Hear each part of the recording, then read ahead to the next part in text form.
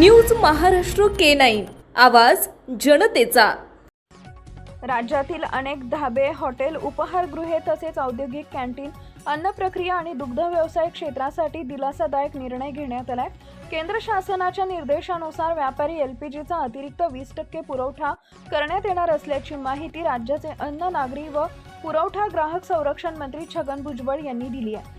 केंद्र सरकारच्या पेट्रोलियम आणि नैसर्गिक वायू मंत्रालय यांनी 21 मार्च 2026 रोजी जारी केलेल्या सूचनानुसार यापूर्वी राज्याला 30% एलपीजी वाटप मंजूर होतं। आता 23 मार्च 2026 पासून पुढील आदेश येईपर्यंत अतिरिक्त 20% वाटप वाढवण्यात आलंय।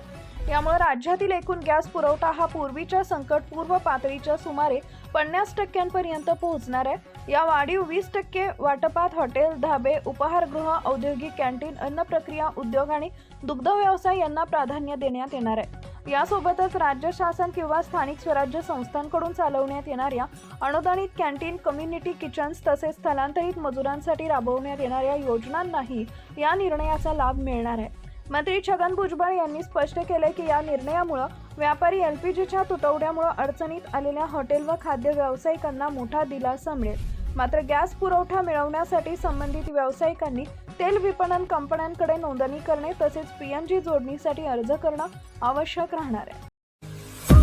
महाराष्ट्रातील महत्त्वाच्या आणि ताज्या बातम्या पाहण्यासाठी आमच्या न्यूज महाराष्ट्र K9 चॅनलला YouTube वर सबस्क्राइब करा आणि बेल आयकॉन प्रेस करा।